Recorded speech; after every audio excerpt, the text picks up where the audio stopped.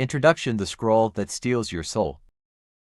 Let's be real for a second. No fluff, you're swiping through your phone every day, racking up miles with your thumb. Seriously, it's like you're climbing a skyscraper of post selfies, strangers' subtle shade, and a dose of self-doubt all in one endless scroll. You're putting in marathon-level finger While workouts. your energy quietly slips away. Life's noisy, isn't it? The world's a mess, your brain's fried. Your chats are dead. And your screen time's practically a crime scene.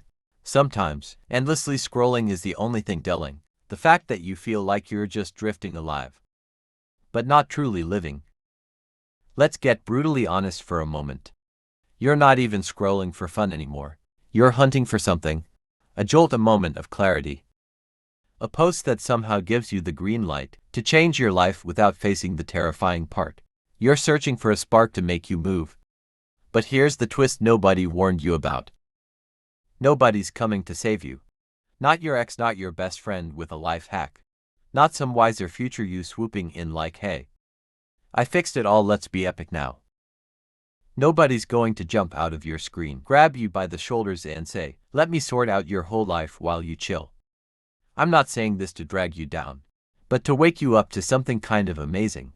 Once you stop waiting for a hero, you realize you're not broken. You're just waiting for someone else to hand what you only you can create: peace, purpose, permission.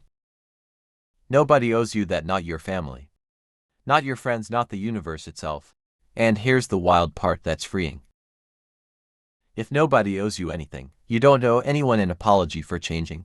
You don't owe your past your loyalty. You don't owe comfort your dreams. You're free. It's scary. It's strange, but it's real. The moment you stop expecting the world to hand you a new script while you keep playing the same role, that's when everything starts to shift. You're not stuck, you're just waiting, hoping someone sees your struggle and decides you're worth rescuing. But maybe you don't need rescuing. Maybe you just need to stop acting like you're powerless. The pen's been in your hand all along. You just forgot you could rewrite your story. Chapter 1: The Myth of Being Stuck. Let me hit you with something that might sting a bit, so brace yourself. You're not stuck. You're just really good at settling for your own excuses. That's the raw truth. You've built a cozy little fortress of reasons why you can't move forward, and now you're lounging in it, snacking on regret and calling it comfort. No shade, we all do it. We all have that one excuse we treat like a loyal pet. It's been with me forever. It's not its fault. Yeah, and it's wrecking the floor of your potential. Want to change your life? Raise your bar. Not your Pinterest boards. Not your motivational quotes. Your standards. You don't get what you dream about. You get what you put up with. You can say you want better mental health, but if you keep surrounding yourself with people who roll their eyes at your growth, you're signing up for chaos. You can say you want success, but if you're hitting snooze 5 times and scrolling before your feet hit the ground, you're settling for average dressed up as self-care. You can say you want love, but if you're still texting people who treat you like an afterthought, you're accepting disrespect and calling it sparks. You're not stuck, you're just saying yes to things your future self is screaming at you to reject. And deep down you know it. You've had those quiet moments where your heart gets loud, where the weight of everything you've settled for hits you like a ton of bricks. But then you do what we all do. You bury it, you open your phone. You open a snack, you open anything but the truth. Because the truth, it's inconvenient. It demands you act. It means you're not just a victim of your life. You're also the one writing it, and that's scary until it's not. The second you stop settling, the second you raise your standards and stop letting the lazy version of you call the shots, that's when things start moving. Not motivation, but momentum. You don't need another feel-good quote. You need a boundary, you need a habit. You need one promise to yourself that you actually keep. And here's the secret. You don't have to fix it all today. You just have to stop accepting what's breaking you. Your life will rise or fall, based on what you stop tolerating. So what are you putting up with? Just because it's familiar. That's not being stuck. That's being lulled by your own low bar. Snap out of it and watch things shift. Chapter 2: Time Doesn't Wait. Let's talk about time, because I know you've had those late night battles with yourself.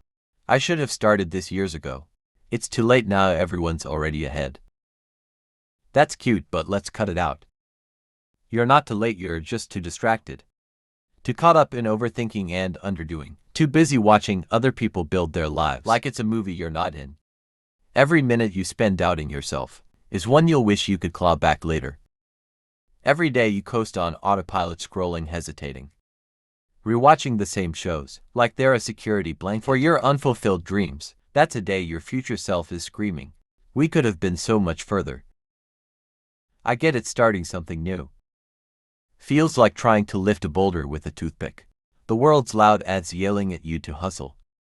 Influencers acting like their avocado toast holds the key to wisdom. Meanwhile, you're over here, convincing yourself that drinking a smoothie was a personality trait. But let's be real, you know you're built for more. That constant knot of frustration in your gut, that's not laziness, that's potential. It's your untapped energy, throwing a fit because it's tired of being ignored. And the kicker, you think you've got time. You think you can keep pushing things off until you're ready, but ready is a lie. Ready is perfection in disguise, and perfection is just procrastination. With a vision board, you're not too late.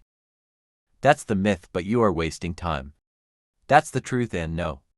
You don't need to hit rock bottom to start. You don't need to lose it all to wake up. You just need to stop arguing with your doubts. Time isn't your enemy, wasting it is. And this isn't about grinding nonstop or turning your pain into a side hustle. It's about being present enough to see that your time is your most valuable asset, and you've been giving it away like it's spare change. So ask yourself, if I wasn't afraid, if I wasn't comparing, if I wasn't exhausted from carrying all this baggage, what would I do right now? Now go to a small piece of that. It doesn't have to be perfect. It just has to be yours. You're not late, you're just stepping into your moment. The second you stop running from yourself. Chapter 3: Dreams are easy. Work is hard, let's cut through the fluff. Potential is overhyped. I know it sounds like heresy in a world screaming you're so talented. You could be incredible if you just what, that's the problem. Isn't it? Everyone wants to feel destined for greatness, but nobody wants to do the gritty, unglamorous, repetitive work to get there. You've been told forever how smart, creative, or gifted you are. And somewhere along the line, you started thinking potential was enough, like you could just carry it around like a badge, and the world would roll out the red carpet. But here's the hard truth. Potential is just a ticket to a dream you haven't earned yet. It's a possibility, not a guarantee. Dreams, they're a dime a dozen, everyone's got them. What's rare? Work, consistency, grit, the stuff you do when the excitement fades. Discipline isn't sexy, it's doing the thing when the vibe is gone. When your excuses sound like a motivational speech, and your brain's serving you doubt on a platter. It's creating when nobody's watching, pushing forward when nobody's cheering, healing when nobody's clapping. Want to know how you really change your life? You grind through the boring stuff. You make peace with the fact that success is 90% showing up for things you don't feel like doing with zero fanfare. It's like brushing your teeth for your soul. Nobody throws a parade for it, but skip it and things fall apart. Discipline isn't a cute hashtag or a mood board aesthetic. It's the line between dreamers and doers. Potential won't pay your rent. Talent won't build your career. Dreams won't get you fit. Vision boards aren't action plans. Want something? Build the habit that makes it happen every single day. Not just when you're in the mood or the stars align. Even on days when your confidence is hiding and your brain feels like quicksand. You're not lazy, you're just hooked on the high of almost. You love the rush of planning, starting, dreaming, but the finish line doesn't care how excited you were, it only cares if you show up. So ask yourself, are you in love with the goal or just the idea of it? One gets you moving, the other keeps you stuck in a cycle of half-starts and self-help binges. Potential is the spark, but discipline is the flame, and nobody lights it but you. Chapter 4: The Cost of Growth. Here's something nobody tells you when you start growing, healing, and doing the work. People get weird, like awkward, passive-aggressive, suddenly distant, weird, and you'll be left wondering, did I do something wrong? Nope. You just did something they weren't ready for. You started changing. When you grow, when you stop whining and start moving. When you set boundaries, hit the gym. Choose peace over chaos, or create instead of consume.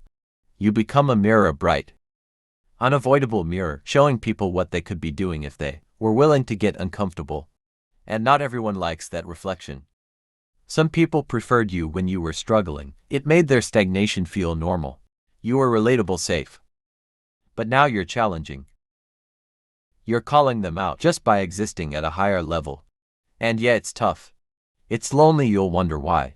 The people closest to you are pulling away. The answer? They love the version of you that's not you anymore. You were their go-to for venting, for late-night chaos, for never saying no. But now you've got boundaries, goals, focus. You're reading instead of gossiping, building instead of complaining. You're not showing up to drama fests anymore. And that makes some people uneasy. Here's the growth tax. Not everyone gets to come with you. Not because you're better. Not because you don't care. But because growth sometimes means choosing your future over what's familiar. You don't owe anyone the old you, just to keep them comfortable.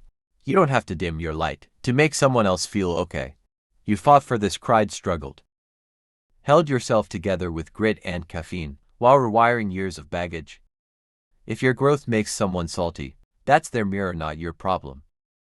Let them go. The people meant for you won't flinch at your progress. They'll grow alongside you. Chapter 5: Losing to Find Yourself. Here's a truth nobody prints on inspirational posters. Finding yourself often feels like losing everything else. Nobody warns you congrats on growing. Oh, by the way, you're about to outgrow most of your contacts. But that's what happens. It's not dramatic or mean. It's alignment. It's life rearranging itself when you stop pretending. When you start showing up as your real self. Not the people pleaser, not the toned down version. Not the filtered you who keeps everyone comfy. You'll feel it. You'll send a text and get ghosted. You'll say no and hear crickets. You'll choose peace and watch people call it distance. And it'll hurt. Losing people who felt like family is like leaving your childhood home, painful, nostalgic, necessary. You can't become who you're meant to be while carrying ties to who you were. You can't stay in friendships that only work when you're playing small. You can't keep dating people who love your broken pieces because they feel safer when you're not whole. That's not love. That's codependency dressed up as connection. Sometimes finding yourself means closing chapters that meant the world to you. It means grieving people who are still breathing. It means deleting contacts with shaky hands. It means crying over memories while choosing your future. That doesn't make you cold. It makes you real. You deserve relationships that match your growth, that hold your progress like it's sacred, not threatening if you're in that season of loss. Feeling like nobody gets you, like you're shedding more than you're gaining. Know this: it's not failure. It's your life getting honest. It's you stepping into your full light. And trust me, it's worth it. Chapter 6: Success is quiet. Let's debunk the fantasy. Success isn't a private jet or a perfect morning routine in a tropical villa. It's not a cinematic montage with epic music and glowing filters. Real success. It's quiet, it's repetitive. It's unglamorous. It's 5 a.m. wake UPS nobody cheers for. It's saying no when you want to say yes just to fit in. It's lonely nights with your work, while others post party pics with people they secretly can't stand. Success is battling your own habits in the dark while acting like everything's fine on the outside. It's sitting with discomfort long enough to turn it into discipline. It's missing out, feeling FOMO, pushing through and doing it again. Nobody talks about the silence, the part after the hype fades, after motivation wears off, after nobody's asking about your goals anymore because you've been at it so long. It's not exciting anymore. That's where most people quit. Not because they're weak, but because they were chasing the feeling of success, not the work. Here's the truth. You have to choose your hard. Grinding now is hard. Waking up years later regretting you didn't start. Way harder. Lonely nights now. Tough explaining to your kids why you never chased your dreams. Brutal struggle doesn't mean you're failing. Silence doesn't mean it's not working. Loneliness doesn't mean you're off track. It just means you're in the part of the story where the crowd goes quiet, and it's just you and your mission. That's where the real ones are made, not in the spotlight but in the shadows. The sweat, the silence. If you're there now, tired, and sure wondering if it's worth it, this is your sign. Keep going. You're not behind, you're in the part nobody posts about. That's the foundation. That's where you build something unbreakable. Chapter 7: Burn the Old Soil. Here's a hard pill to swallow. You can't become a new you in a place that's hooked on the old you. No matter how strong you think you are, if you keep planting your growth in the same toxic dirt, don't be shocked when nothing blooms. Sometimes the problem isn't you. It's the environment, it's the vibe. It's the way people expect you to stay the same, like you need their permission to evolve. The same folks cheering your potential might be the first to flinch when you start living it. Growth is messy. It shakes up the status quo. The moment you stop explaining yourself, stop laughing at jabs disguised as jokes, stop saying sure when your soul's screaming no, things change, and not everyone likes the new you. The healed you, the whole you. The you that doesn't perform anymore. The invites slow down, the vibes shift. You're different now, not as fun. Let them think that your peace isn't up for negotiation. Your growth isn't a group effort. Sometimes you need silence. Not the petty kind, the sacred kind. The kind where you step back not because you're broken, but because you're building. There are seasons where you won't be understood, where your choices won't make sense to people who only knew you in survival mode. That's okay, you're not here to stay in the chaos. Just because others got comfy watching you struggle, you're allowed to outgrow the you that needed everyone's approval to breathe. You're allowed to walk away from drama patterns, noise. Healing isn't always cute. Sometimes it's blocking numbers and turning off your phone at night. Sometimes it's being the villain in someone else's story because you finally said enough. If you're feeling alone, second-guessing the space you've created, don't. That space is your cocoon. That's where the real transformation happens. You can't heal where you broke. Stop revisiting the places that made you small, just to prove you're big now. You owe yourself your breakthrough. Chapter 8: Own Your Emotions. Here's something they should have taught you. If you don't control your emotions, someone else will quietly, sneakily, like they're picking your pockets. You won't notice until you're stuck in a fight you didn't start, defending a version of yourself that isn't real, wondering why you're drained, and guilty for just feeling things. Ever had someone say something just to get a rise out of you? A little dig that sounds like a joke but hits your soft spot and you react. You snap, shut down, spiral, boom. They got what they wanted. You lost your peace and they got the reins. When you react, they win. When you over-explain, they win. When you chase closure from people who feed on chaos, they win. I'm not saying be a machine. I'm saying be a castle. Be so self-aware that you see the trigger, but don't become it. Ever notice how real power moves quietly? How someone can walk into a room, say nothing, and still shift the energy. That's emotional control, that's presence. That's what happens when you don't let your ego run the show. Not everyone deserves your reactions. Not every jab needs a comeback. Not every text needs a reply. Sometimes the strongest move is no move at all. Not out of weakness but out of strength. Want peace? Stop handing your emotions to people who turn them into weapons. Want power? Learn the difference between reacting and responding. Want clarity? Pause, breathe. Observe. The people who know your weak spots will test you. They'll poke, gaslight, play victim after starting the fire. Your job isn't to fight every battle. It's to become untouchable. Silence when they expect noise. Calm when they want drama.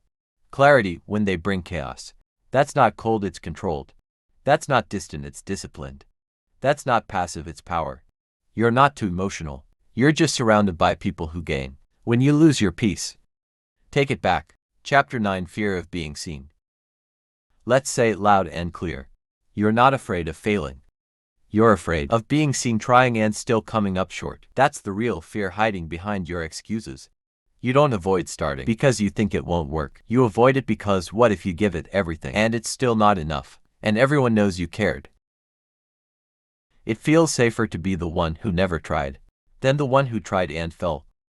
You know the vibe, that sarcastic shield, the self-mocking humor, the I could do it if I cared energy. You act like it's no big deal, but it is. You care a lot. And that's not weak, it's human. But nobody builds a life by playing it cool. Nobody remembers the person who almost did but stayed comfy because they didn't want their friends screenshotting their effort. Nobody gets embarrassed if they never show up. Nobody gets judged if they never take a shot, but they also never grow. They never feel the rush of caring deeply about something, trying and failing. That's courage trying and being seen trying. That's next level bravery. People will watch, talk, roll their eyes. Doubt you, mock your effort like it's something to laugh at. Let them while they're judging. You're building while they're laughing. You're learning while they're chatting. You're evolving one day. You'll wake up surrounded by the results of everything you were scared to start and them. They'll still be watching, doubting, but from a distance they can't reach. Because you didn't quit, you let them see you try. And that made you unstoppable. Stop playing small to blend in with people who wish they had your guts.